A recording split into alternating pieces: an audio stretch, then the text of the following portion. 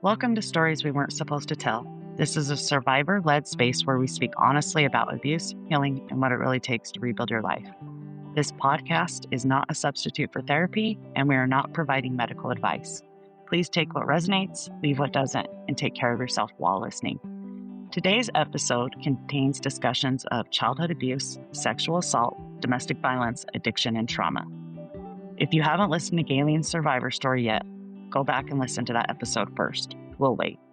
Because today, Krystle and I are pulling back the curtain on the manipulation hidden throughout Gayleen's story. And because these tactics happened over years, many of them felt normal. That's what manipulation does. It doesn't just change how you see other people, it changes how you see yourself. Today, we're breaking down the patterns that kept Gayleen stuck, the beliefs that followed her into adulthood, and the moment she finally started seeing herself through a different lens. Because once you can name the tactics, you can stop blaming yourself for falling for them. And that's when the healing really begins. So let's get to it.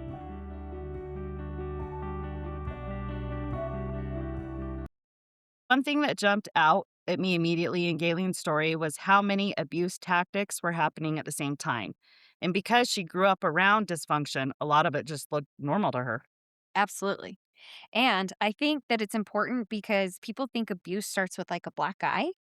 Most of the time, it doesn't, though. Most of the time, it starts with grooming, testing boundaries, and seeing what you'll tolerate. Yep. Even when she talked about her mom's boyfriend touching her and making her uncomfortable, he wasn't just randomly doing that, he was testing boundaries. And then when she told her mom, she got dismissed. Which is a huge deal. Oh, yeah, because it was reinforced at that point. Yep. Because when someone tells you that what happened didn't happen or that you're overreacting, you're being taught not to even trust yourself or your reality. Exactly.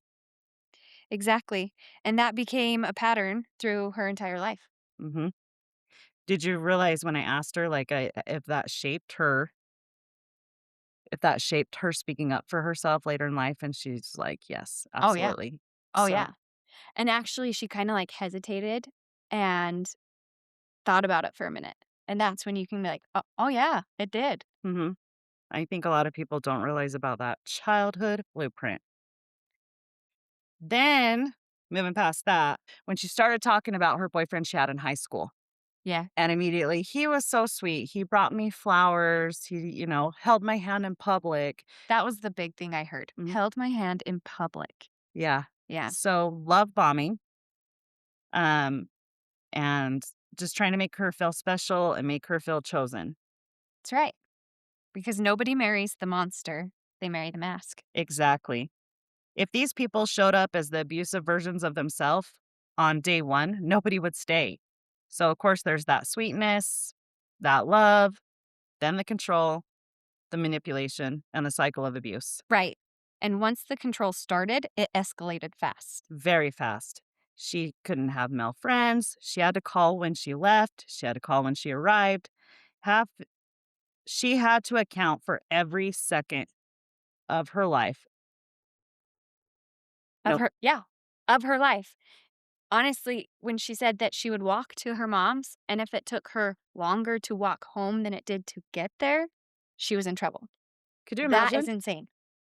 Oh my gosh. You know? And some people hear that and think it's communication, and it's absolutely not. No, it's not. That's surveillance. There's a huge difference between caring where your partner is and requiring updates because you don't trust them. And eventually, she was being punished if she didn't do it correctly.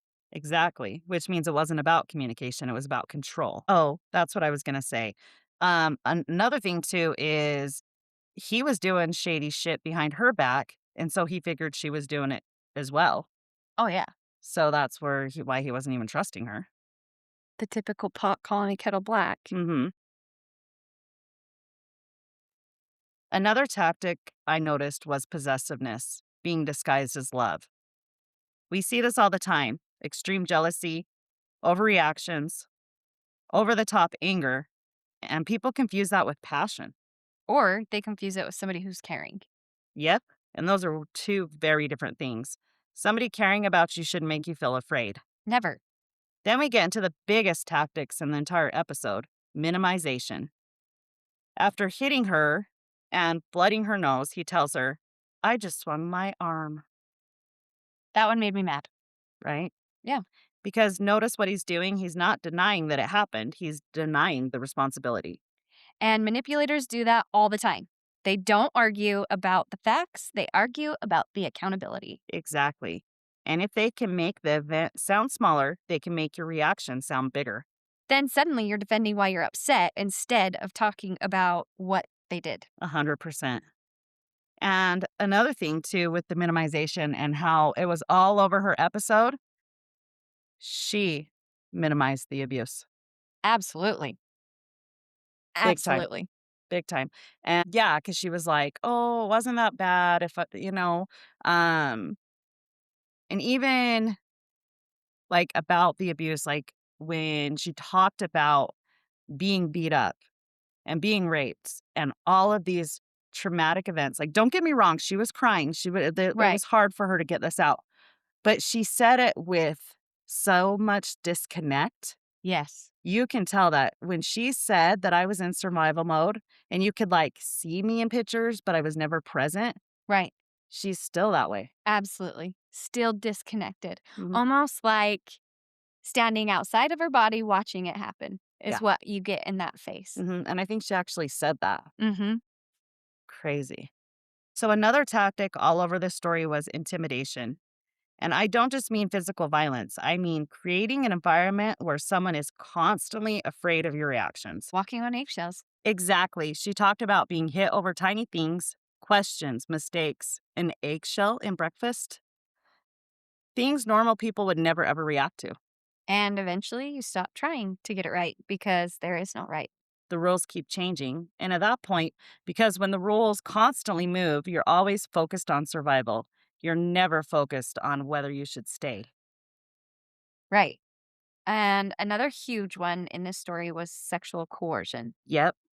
Yet the idea that because they're together, she couldn't say no. which is not consent. Not even close. Being married, dating, living together, having children together, none of those things remove consent ever. Right. And I think it's an important conversation because a lot of women don't realize that's abuse. Absolutely. Yeah. Because we've heard it with Taya, we've heard it with Gayleen, Right. and where they just like weren't sure what to do type Right. of a thing. And they kind of just let it happen because, this is my loved one or whatnot, but you even have in the other stories too, where there wasn't any consent. I know I haven't told my story yet, but that's a huge part of my story as well. And I do have to say that I struggled with that even after my abuser was way out of the picture. I think Behavior it's a learned correction? behavior. Okay. Yeah, because you have to keep the man happy, Hmm. right? So a lot I was I don't wanna say I was raised this way, but it definitely was in our family. It was an expectation, Hmm. you keep your man happy, which also the expectation in the family is that you keep your woman happy too, but there was a different pressure I felt in it. And so I think that, like, expectation of just, well, you have to keep him happy, that's not consent. Yes, you're just conforming or else you're gonna make him mad, and then what's gonna happen? Yep. Exactly. Oh, then we get into the intermittent reinforcement. And this is where trauma bonds are born. The good guy, the bad guy, the apology, the hope, the disappointment, then back to the good guy again. Exactly. She said several times he wasn't always a monster. And that's what kept her stuck. That's what keeps people stuck. Because you're not remembering the abuse, you're remembering the good moments. You're chasing the version you fell in love with. And that's why trauma bonds are so hard to break. You're not addicted to the abuse, you're addicted to the relief. You're addicted to the good version showing back up. You're right. And every time they do, you think maybe this time things will finally change. So I was actually writing in the book today about intermittent reinforcement. Um and trying to like put it into words because I got the best kind of analogy. So it's like, you know how people are addicted to gambling? Yeah. So you're at that slot machine, you throw your $100 in there, you're spending max bet, max bet, max bet, Oh, yeah. max bet, max bet, and, you're seeing it go, and you get hopeful, Yep. and then you get crushed. You get Oh, yeah. hopeful, maybe win a little bit of money, maybe get a bonus round, Yep. whatever it may be. Spin the wheel for a wheel of fortune, whatever it may be. And then when you do get that payoff, which is never guaranteed, you don't know when it's gonna come. Right. You've spent all your time, your energy, your money Yeah. into this, right? Yeah. And you hit the jackpot, Yep. and maybe if you're usually what? It's a jackpot, like not the big, big jackpots, but like the little ones are like 600 to like $1,500, right? Yeah. Sometimes Depending on more, how much you sometimes less. bet. Yeah. Yeah. So, you win that jackpot and you're, oh, yeah, I'm so relieved, and then you just start spending your money again. Max bet, max bet. Max bet, max bet, max bet. And you're just waiting for that happy payoff, Yeah. that thing that might happen. But Yeah. if you really try to think of the relationship as you are you're gambling, you're never gonna see that payout. Yeah. How many people see that payout that you're so thinking you're gonna go get? Yeah. How many people change somebody? Mhm. Very, very rare. People do change. Like, Right. narcissists do get diagnosed. Yeah. Border personality disorder, that's one's been really big the last couple years. People Yep. are getting diagnosed with that. And once they realize they have a problem and they can start trying to change their thinking, but they don't ever really change, Right. they can identify it. They can tell their whoever they're with, or, Right. like, this is why I'm doing this. That's kinda what they tell people to do in therapy. Yeah. So if they have that, they're like, "Trying to control you. Yeah. I'm spiraling a little bit, Yep. so I'm gonna say this shit to you." Do you know what I mean? So, Yeah. I mean, it's kind of a more aware relationship when you're with them, like, um, but that's rare. There's not So very rare. many. There's not Yeah. very many narcissists. I should probably look that number up. I wonder how many people have, like, been diagnosed and then take the steps to try to make themselves better, and even take it a step farther, like, how many have succeeded? Yeah. I bet it's a low number. Oh, I guarantee it. So, I guarantee it. another huge tactic was future faking. Selling a future that never arrives, promises, plans, dreams, talking about what life could be, what they're going to do. But the actions never match the words. Exactly. Eventually, you're living off promises instead of reality. Right. And she actually said a couple of things in the interview that made both of us stop and kind of look at each other because we knew immediately it was future faking. Yeah. Immediately. And I don't think she recognized it until we pointed it out. Well, remember, she said, I've always been with addicts and alcoholics. Yes. So, and then she's like, and their promises to get clean. That's future faking. Yeah. Oh, yeah. That's, That's like the biggest future faking yeah. you could do because the addicts always future fake because that's how they make it through life. And then not only that, like, when they're having that conversation with you, this is another thing I want to point out about future faking. It seems so real because it is real. Yeah. They have intentions when they're talking to you about wanting to do it. They wholeheartedly, some of them not, but a lot of them do, are Right. wholeheartedly being like, I want to do this. I want to change. I want to blah, blah, blah. I want to take you here. I want to do that. I want to do Right. this. I want to get sober, whatever it may be. And then after that whole emotional thing is over and they're like, fuck that. Right? The work comes and they don't want to Now, do now it. yeah, now that that's gonna like It's hard. infringe on them, Yeah. they don't want to do it. So I think that's a hard thing because I have had people tell me like they seem so genuine when they future fake. It's because they are for that 15 Yeah. minutes they're talking to you, they believe it. Absolutely. And then the ones that don't believe it, they're gonna play the best role ever. They're gonna get a Absolutely. Grammy for it. Absolutely. And the worst part is because they believe it, when you finally in your relationship get to the point where you're like, yeah, I've heard that story before. Okay, I've heard it before. Mhm. They get mad. Yeah. Well, you don't believe in me. You're right. I don't. Why should I? Yeah. You're just like, cool story, bro. The last one I want to talk about is fear conditioning because at the end of the second relationship, she was checking closets, checking rooms, scanning her environment, watching the danger. Her body was always preparing for something bad to happen. Mm-hmm. And that was caused because he was hiding in the bushes. Yep. Can you imagine? I, w- I, y- yeah, I can imagine. No. And I don't remember. Correct me if I'm wrong. That happened more than one time. Yes. Happened more than once. Um, so she was definitely in hyper vigilance, which is basically survival mode. Right. And that doesn't happen because somebody is safe. It happens when your nervous system learns danger can show up at any given moment. And that wasn't weakness, that was survival. Exactly.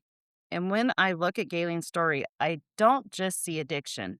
I see abuse, grooming, love bombing, isolation, surveillance, minimization, sexual coercion, intermittent reinforcement, future faking, fear conditioning. And that's why understanding manipulation matters because once you can name what's happening, you can stop blaming yourself for it. One thing that hit me in Galen's story was how many times she tried to save people while completely abandoning herself. And I don't mean that in judgment. I don't mean that in a judgmental way because honestly, I think a lot of survivors do this. We become so focused on fixing everybody else that we never stop and ask why we're willing to accept so little for ourselves. Exactly. Being a fixer is so mentally draining because you wanna fix everybody but yourself. Because it's almost like fixers just wanna leave all their stuff back here, and if we can focus on everybody else's problems, we don't have to look at our own. No, That's horrible. it's been hard for me, like having to set boundaries. Yes.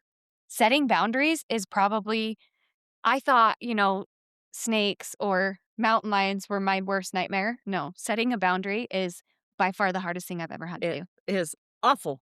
Horrible. And I think it's so awful because setting a boundary after you've been a fixer and never said no to anybody, now their reaction is, "Well, what did I do wrong? Why are you mad at me?" Instead of like, "Oh, that's healthy." Right? Yeah. They're used to walking all over you and now they're mad and wondering why you're mad at them. I'm not. I'm just taking care of myself. Yeah. Like I have to do what I have to do for my family and my mental health. Yeah, it wasn't just one relationship. It was almost every chapter of her life. She kept seeing potential, not reality, potential. Yeah, and that's where I want to start because I think one of the biggest manipulation traps survivors fall into is what I call the fixer trap. Mhm. And the fixer trap says if I love them enough, they'll heal. If I help them enough, they'll change. If I stay long enough, they'll become who I know they can be. And what Galen's story shows us is that potential can keep you trapped for years. Absolutely. Because you're not falling in love with who they are. You're falling in love with who they could be. And those are two very different things. Completely different. And one thing she said over and over was, he wasn't always bad. He always wasn't a monster. There was good there. And I think that's important because that's trauma bonding. A lot of people think trauma bonding means you're bonded through trauma. Sometimes that's not the case. No, it's the cycle, the good, the bad, the apology, hope, disappointment, then back to the good again. Yeah. If someone was awful 100% of the time, most people would leave. It's the good moments that keep people stuck because you're consistently thinking, there he is. That's the person I fell in love with. That's the real him. You know, the relief. But the reality is, both versions are him, and the shitty version is closer Is the to it. majority. Hmm. And that's a hard pill to swallow, honestly, because we want to separate them. We want to believe the good version is the real version and the bad version is temporary. Yep. And that's when we spend years trying to get back to those little glimpses. And that's where the hope becomes dangerous. Hope gets people hurt. A lot. And I know that sounds harsh, but hope is what kept her believing things would change. Hope kept her waiting, staying, and even explaining away behaviors she should have been paying attention to. And I think another thing that stood out was the amount of self blame. Oh my gosh, yes. Because eventually the abuse wasn't coming from the other person anymore. It was in her own head. When she said things like, I deserved it, I'm damaged, who's going to love somebody like me? Those aren't facts. Those are wounds talking. And that's exactly what manipulation does. Eventually, the abuser doesn't have to convince you anymore. You start convincing yourself. And that's one of the saddest things to watch because now the person hurting you isn't even in the room, but you're still carrying their messages, Yeah, you are. And then we wonder why people stay. right? Because if you truly believe you're damaged, if you truly believe nobody else will love you, if you truly believe this is the best you'll ever get, Why would you leave? You wouldn't. No. If You'd that sorry. no, go. If you feel like that is what you honestly deserve, you wouldn't. You wouldn't leave because you got what you came for. Mhm. Yep. You just stay, you try harder, and that's exactly what she did. Mhm. Another thing I noticed was what I call earning love. Did you catch that? Oh, yeah. She was constantly trying to be good enough. Exactly. If I cook better, if I help more, if I love harder, if I stay loyal, if I become who they need me to be, then maybe I'll finally be treated right. And that's not love. That's performance. And love shouldn't have to be earned through suffering. Say that again. Love should not have to be earned through suffering. Because if somebody only loves you when you're sacrificing yourself, that's not love. The biggest takeaway I got from Gayleen's story is this. She spent decades trying to save everyone else, the addict, the abuser, the relationship, the family, everybody. But the person she never fought for was herself. And when she finally started seeing her own worth, everything started changing. You can't save people by drowning right beside them. Exactly. And that's a lesson. You can love people, you can support people, you can care about people, but their healing is not your responsibility. Your responsibility is you. You bitch. You bitch. And maybe the strongest thing Gayleen said in the entire episode was realizing, why wouldn't I want my daughter to be just like me? Let me tell you, I replayed that clip a few times, editing it because she said it really quietly. So I was trying to get it loud so people could hear it. But oh my God, the emotion in her voice. And like, it's like, I was like, tears were going to my eyes again, just thinking about that. Yeah. Cause it was like, she had a realization. Oh, yeah. You seen it overcome her face, that realization. Like, I think that's really important Yeah, because I do think she has a lot of self-worth work she's got to do absolutely. still. I don't think Self-love. self-love. She needs to learn that self-love. And oh, yeah, so I do think that was, like, a key point. Another thing I wanted to say is because I really think at that exact moment, she stopped looking at herself through the eyes of trauma. I think she started looking at herself through the eyes of truth. Exactly. Because sometimes it's just the little teeny tiny things like that that will put it into perspective. Or, when you have those, like, aha moments, Yeah. like Because she's always looked at it like you said, I deserve this. Right? And nobody looks at themselves and sees what they came from as an uphill battle. Everybody sees this trudge and this mud that we came through, and that's all we see when we look in the mirror is the mud and the trudge, right? yeah, You don't see the uphill battle you just came from until somebody puts it in perspective for you. and you're like, "Oh, And I seen when that hit her face, like, I did do that, you know? yeah." It was, like, heartwarming to see in her face. Because she really does. She has 3 great children. They're always been so, like, loving to me. They're always very polite. Um, they're just good kids. Like, Mhm. I'm excited to see where life will take Yeah. them. Very excited for that. So, just to explain a little bit about Gayleen, like, like, I'll go in more detail when I tell my story on the next episode. But anyways, she is a woman to me, in my eyes, she's probably one of the strongest women that I know, and this was before I even heard her story. Yeah. She's also a good person. She has the biggest heart. She will do anything for anybody, which a fixer does, Right. but she really does. If she loves you, she'll go the extra mile for you. Yeah. Um, she's very close to, um, God. She goes to church all the time. She's always scriptures and positivity from there. And, she just I wish sometimes people could see themselves through your eyes, Yeah. because Yeah. I think that a lot of times we think so much that people are judging us or people think this way or that way. And yeah, it happens. Right. But I think we would be amazed on if we actually spent time.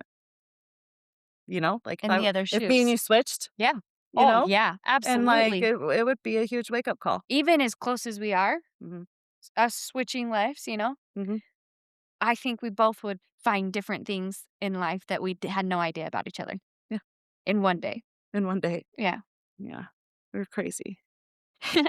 Crazy. Cray, cray. Was there anything that you think that we missed? No, I don't think so. But I think we should end with what was her last? Are we going to bring that back? That she said when I asked her that question of if you could go back to the lowest point in your life and tell yourself something, what would you say? And get up. And that resonated with me more than anybody else's stuff. Because, like, even in my book, when I'm like, I was drowning and all I had to do was stand the fuck up. Yeah. Stand up. You know, because you can sit there and you're in this horrible situation and you don't see a way out and you feel like you're trapped and you hear this I don't think there's been one story where they haven't said, I felt like I was stuck. I felt like I was trapped. I felt like I had nowhere I could go. But there's so many different places to go. Yeah. And the thing is once you come to that realization, because, for example, I'll just go back in the book. You know, that was when I had like my actual realization. That's when the changes actually really started happening, like inside of me and my healing, was because I'm sitting here bitching to anybody who will listen. Yeah.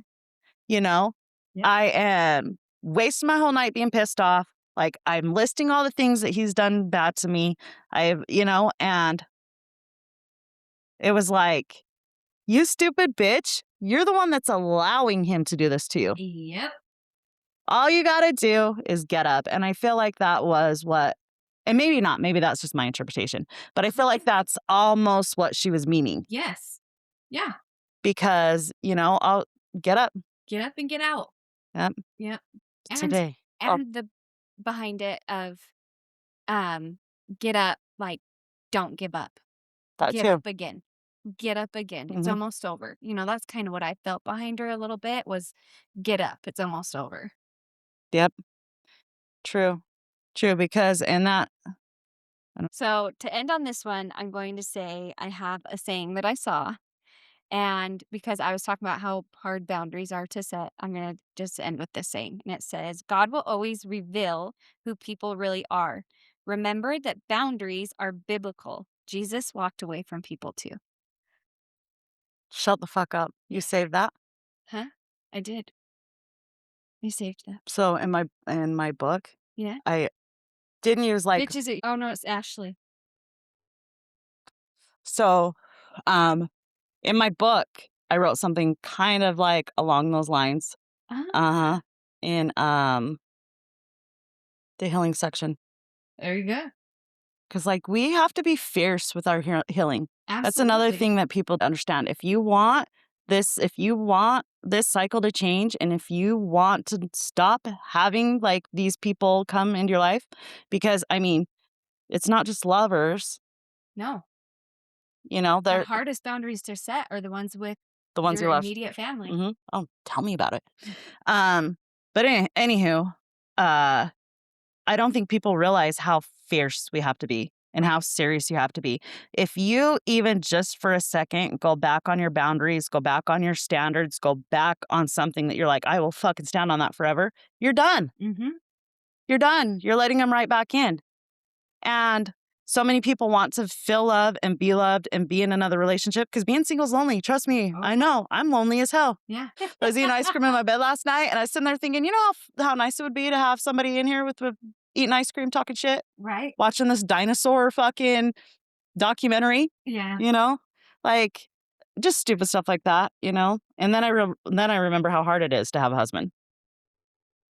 So, I mean, choose your hard, like we talked about before. But Yeah, because you could be sitting on the couch eating ice cream, watching a show, thinking it'd be really nice if my husband would come down from the bedroom, or if you just eat go ice away. cream with me, and then the next day, it'd be really nice. My husband would go to the damn bedroom and leave me alone. Exactly. So I mean, it gets lonely, but we have to make sure that our loneliness doesn't stop our healing. Exactly. Because when you're healing and you're doing healing the right way, it's lonely. It is lonely. And another thing is like I talk about how peaceful and how happy my life is, and there's still a lot of chaos in my life, but like the most part, peaceful and happy, But at the same time, because I was going to say this before, because I almost make it sound like I'm just so happy, my healing's going great, like there's nothing wrong. No, there's not. There's still healing is never, one straight line. So if anybody ever tells you that they're always happy, healing's great, they're so spiritual, everything's great in their life, they're lying to you. Absolutely. They're full of shit. Absolutely. Because you could be the most healed person ever and you will still have shit that you're arguing with about in your head. Absolutely. And let me tell you something. I had somebody actually reach out to me after listening to some of the podcasts and stuff, and they asked, "How did you heal?" And I responded, "I'm not healed. I am healing." Yeah. And they asked, "How are you dealing with things that you're recognizing now? How are you coping with it?" I don't sometimes. Mm-hmm. And that's how I know I'm healthy, Yeah. because I am actually allowing myself to feel and have reactions to things that have happened to me instead of burying them so deep that I have zero feelings. Mm-hmm. That's not healthy. It's been hard. I'm not going to lie. Through my healing and actually doing these podcasts have brought things up that I am now having to heal all over again, Mm-hmm. all over again. No, there was a couple times when I was telling you stories and about stuff and you just were like bust Yeah. into tears. Yeah, it's hard. It's hard. It brings up stuff that I've buried for so long and so deep I forgot they were there. Yeah. And then the stories would come and flashes would come and now in my adult life I'm having to learn how to heal without affecting my loved ones, Mm-hmm. because some of the stuff I'm healing from is very traumatic. And yeah, it's Yeah. hard. It's hard. And then I think a thing too is like if you're always constantly happy, it means you're not addressing, right? You're not being self aware. Absolutely. If you're always sad, you're not addressing, you're not being self aware because you're not noticing the good things and the bad things that are happening. Right. And the biggest part of healing overall, everything is the self awareness that you get. Yeah. This is why I do that. I'm spiraling. This is why I do that. So you have to like sit in the feelings. And there's like, was it last week or the week before? I cried the whole day. Yeah. The whole damn day cried. And I was getting triggered about stupid shit. Yep. I have those days. And it was like, and I just want to say it wasn't before my cycle. Like it wasn't my cycle day. This, like that's coming in a couple days. But for right now, like it will, healing is not pretty. No. And it's not all freaking butterflies and sunshine and rainbows. Like you're going to get a serpent in there every now and then. Mm-hmm. And I think social media especially has made it look like everybody on this healing journey is so happy. Everything's so great. Their life's so great. Everything's going perfect. Yeah. Picture perfect. One thing I want to bring to attention is when I got my divorce, nobody had a clue that my marriage wasn't okay. Nobody. When I say nobody, not my mom, not my sisters, nobody. It was very wha-bam, right? Mm-hmm. Because I put on a facade.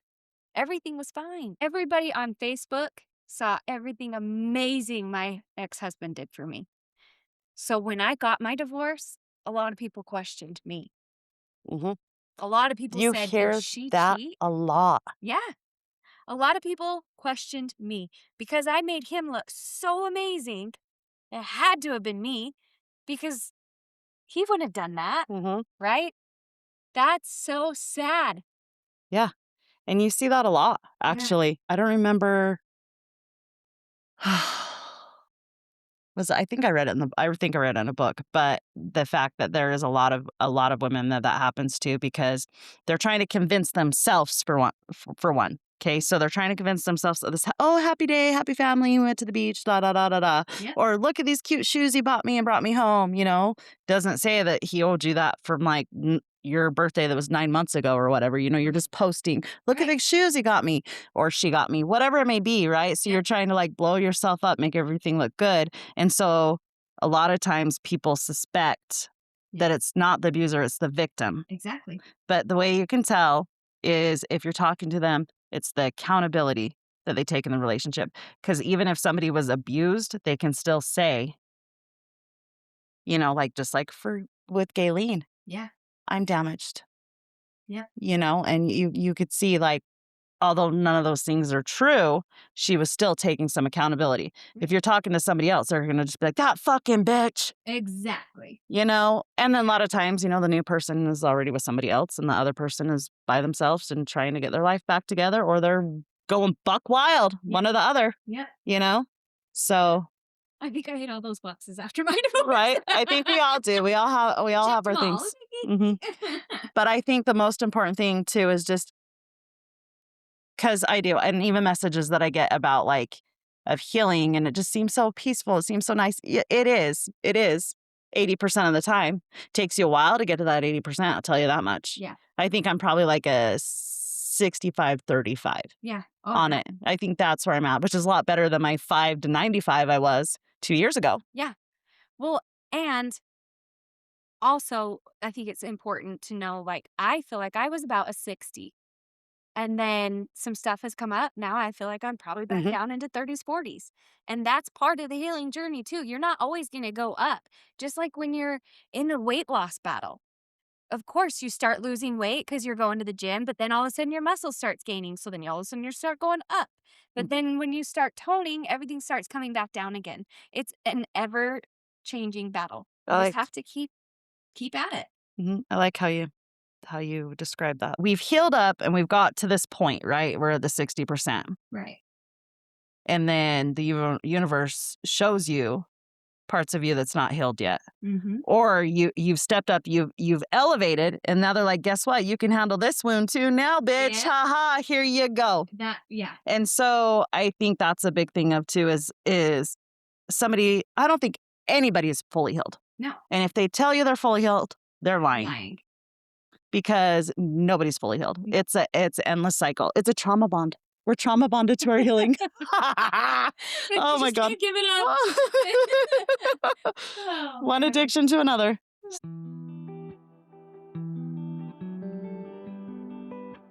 Gayleen said something during our interview that stayed with me. Get up. It wasn't fight harder. It wasn't be stronger. Not become somebody else. Not walk on eggshells.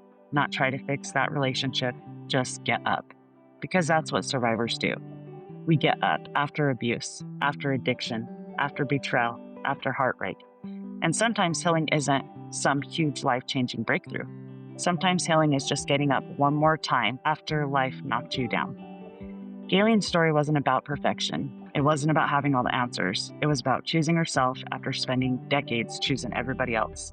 And maybe that's the lesson. You cannot save people by drowning beside them. If this episode brought up anything for you, please know that you are not alone. There is support available, and your story matters. You can contact the National Domestic Violence Hotline at 1-800-799-7233 or the National Sexual Assault Hotline at 1-800-656-4673. If calling feels overwhelming, you can text HOME to 741-741 to connect with a trained crisis counselor.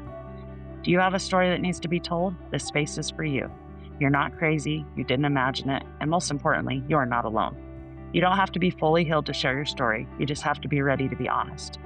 Please email us at sunshinefaymedia@gmail.com. That's sunshinefaymedia@gmail.com. Follow the podcast, leave a review, and share this episode with someone who needs it. And remember, the book that started all of this, Dance with the Devil, is available now. Next week, we're going to do something different. I also danced with one of Gayleen's devils, and I'll be telling that story to Krystle. Thank you for listening. Please take care of yourself, and talk to you soon.